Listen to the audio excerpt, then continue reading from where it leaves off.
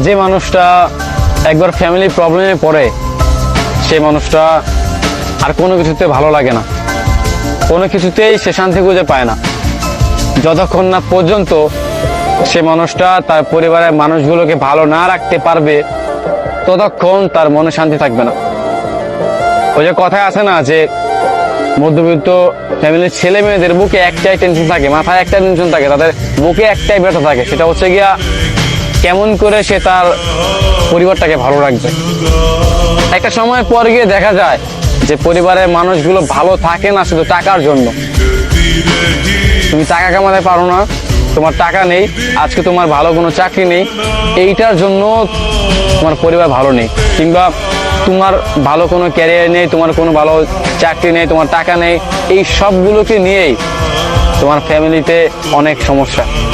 একটা সময় পর গিয়ে দেখা যায় যে আসলেই পরিবারের মানুষগুলোর কষ্ট দেখলে নিজের কষ্ট ধরে রাখা যায় না। আপনার যেই কষ্টটা হয় পরিবারের মানুষগুলোকে দেখলে, সেই কষ্টটা কি কারোর সাথে বলতে পারবেন? কখনোই না। নিজের ব্যথাগুলো একমাত্র নিজে জানেন, অথচ মানুষ ভাবে যে কতই না ভালো আছেন, কিন্তু ভিতরে ভিতরে আপনার মনের মাঝে কতটা ব্যথা জমে আছে, মাথায় কতটা চিন্তা আছে, সেটা শুধু একমাত্র আপনিই জানেন। আপনার কষ্টগুলো একান্তই আপনার। মানুষ আসবে যাবে, কিছুটা সান্ত্বনা দেবে, এতটুকুই, আর কিছুই না। দিন শেষে আপনার কষ্টগুলো, আপনার পরিস্থিতি, সবকিছুই আপনারটা আপনাকেই বুঝতে হবে। জানেন তো, জীবনে আর যাই করুক, মানে আর যাই হোক বা না হোক, আপনার অনেক টাকা কামান কিংবা আপনি নিজের ক্যারিয়ারটা সুন্দর করেন, দেখতে পাবেন পরিবারের মানুষগুলোকে খুব সহজেই ভালো রাখতে পারবেন।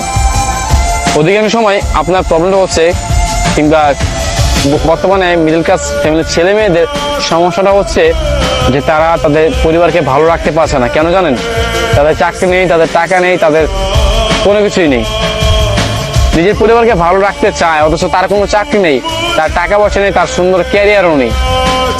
অন্যদিকে পরিবারের মানুষের সমস্যা, এই সবগুলোকে মিলে, মানে সবকিছু মিলিয়ে মানে এমন একটা ফিল আসে যেটা কাউকে বলে বোঝানো না, কেউ বুঝবেও না। এটা সবাই শুধু সান্ত্বনা দেবে, শুনবে, এক কান দিয়ে শুনবে আর এক কান দিয়ে বের করে দেবে। পরিস্থিতি যার, শুধু সেই বোঝে সেটার ব্যথা কতটা কষ্টকর, কতটা কষ্টদায়ক, এটা শুধু সেই বোঝে।